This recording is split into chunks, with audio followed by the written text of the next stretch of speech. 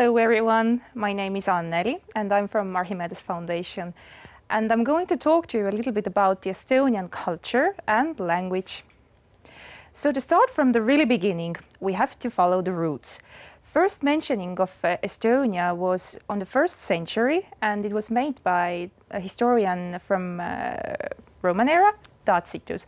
And the name he used to call the local people in here was Aisti, and which can be explained as today's Eesti for Estonia.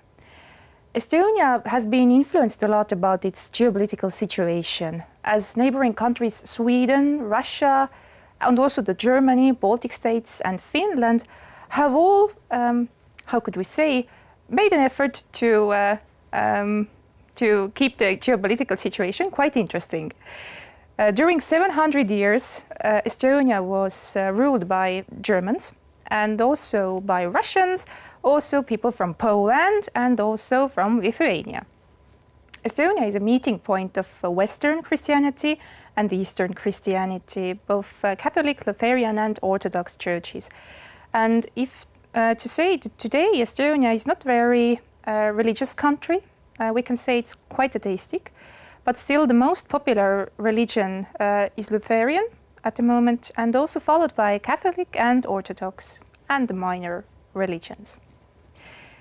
But if we jump to Estonia today, we are in the middle of celebration time because Estonia is celebrating its 100th birthday.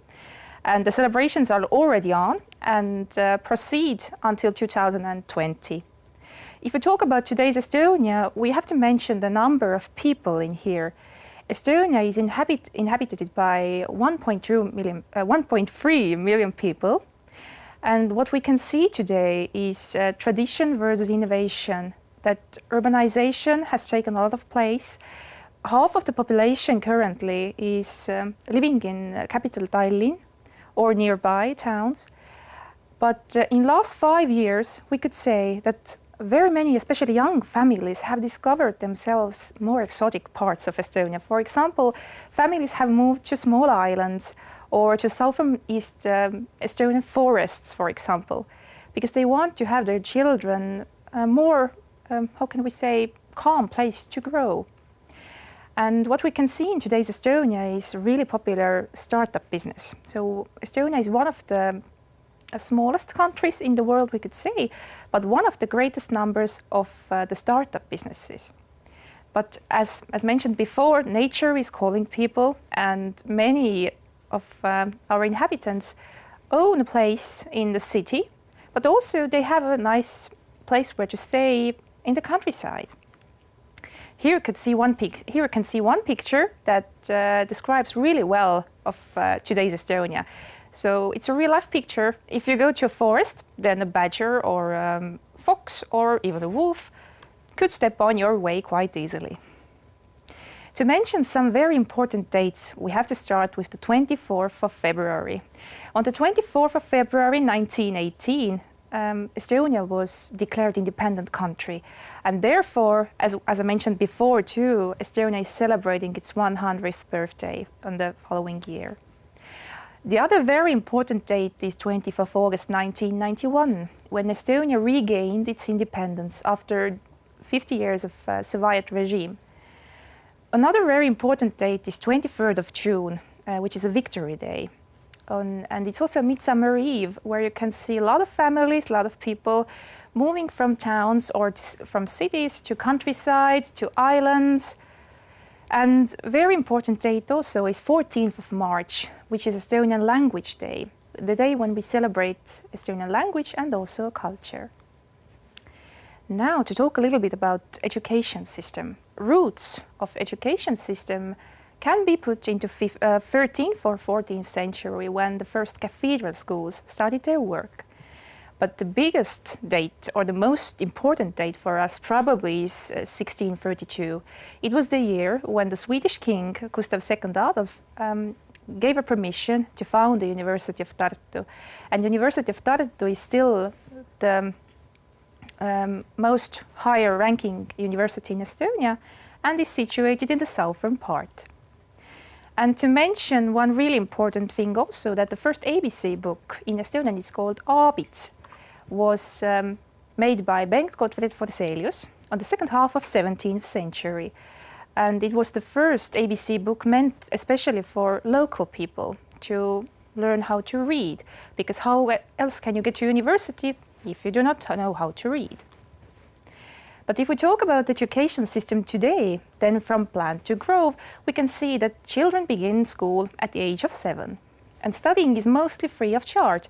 So you can start from at 7, when you are 7 years old, and do free degree until PhD. Of course, it's needs a lot of effort from you, but it's still possible, which Estonia is really proud of.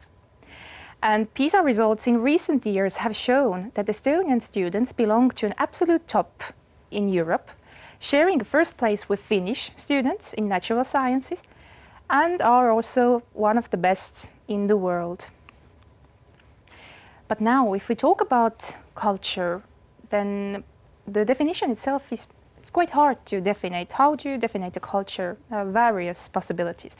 But today we are trying to define it by explaining a little bit about Estonian art, literature, music and dance. Estonian arts are themselves quite unique combine of folklore combined with modern flows. And the other important thing to mention that Estonian arts are also a combination of arts made in Estonia by Estonians and arts made in exile, because after Second World War, very many of Estonian talented writers, poets, musicians, artists were forced to go away from Estonia, to flee. And then they had to continue their work in exile, usually in Sweden, in Canada, United States of America. And then we can see that, that there are similar points with the two parts, but also there are some very different viewpoints for the arts in exile and the arts made during the Soviet time in Estonia. To mention some of the some people who are really, how could we say, who are Estonians are really proud for. The first one is Arvo Pärt. He's the living composer who has been now I think 4 years in a row the best or the most played or performed living compositor on our time. Second name is Conrad Mcgee. He's an artist, or was an artist during the first half of the 20th century. And also to mention from the music world, it's Järvi dynasty. So the father Neeme Järvi, then the son Paavo Järvi, and then the following sons who also found themselves in the middle of choir and orchestra music. And as we already mentioned, choir music, we cannot miss talking about Estonian choir traditions. On 1869, the first time all the Estonians, or not we can say all, most of them came together to southern Estonia, to Tartu, university town, and made the first Song and Dance Festival. And currently, the Estonian Song and Dance Festival is a part of the UNESCO heritage.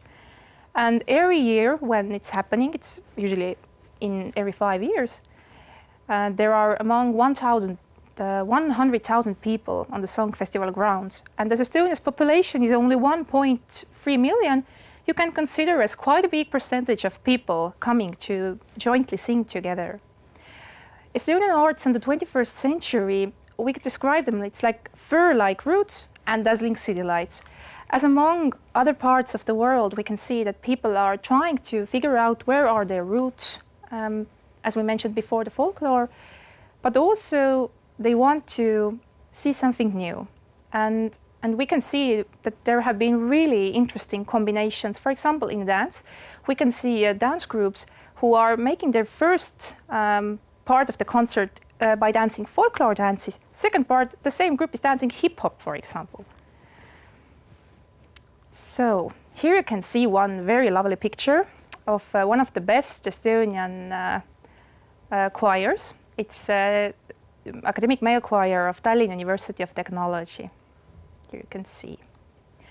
Here's one very charming picture from the Song and Dance Festival, from the dancing part.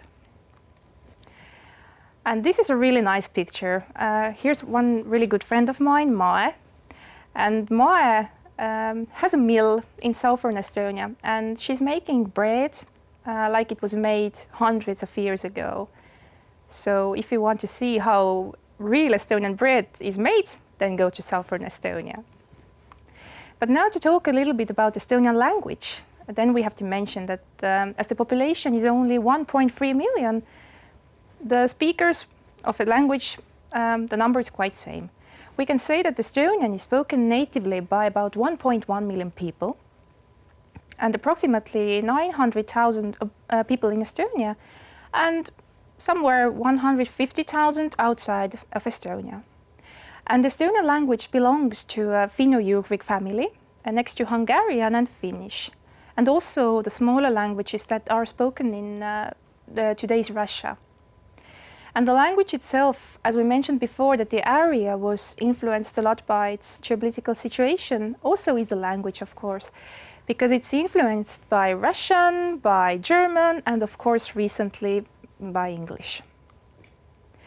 So here you can see a little view of Estonian language. We have 14 cases, and the Estonian language is considered to be one of the most difficult languages in the world. But as a native speaker, well, probably we're not the best people to judge it, but it's quite maybe so too. And the word order in sentence is subject, verb, object. And the most important thing to know is read like you write it. For example, if you want to say tee, that's a road in Estonian, then you should write it like this, T-E-E. If you would read it in English, then you would pronounce it tee.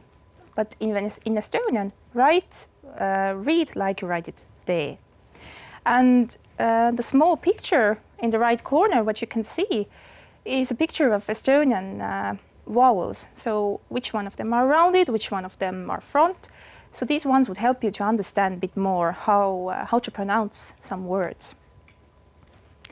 And here I wrote down a phrase in Estonian, which probably very many people know. It's the Article 1 of the Universal Declaration of Human Rights. And in Estonian it sounds like this. Kõik inimesed sünnivad vabadena ja võrdsetena oma väärikuselt ja õigustelt.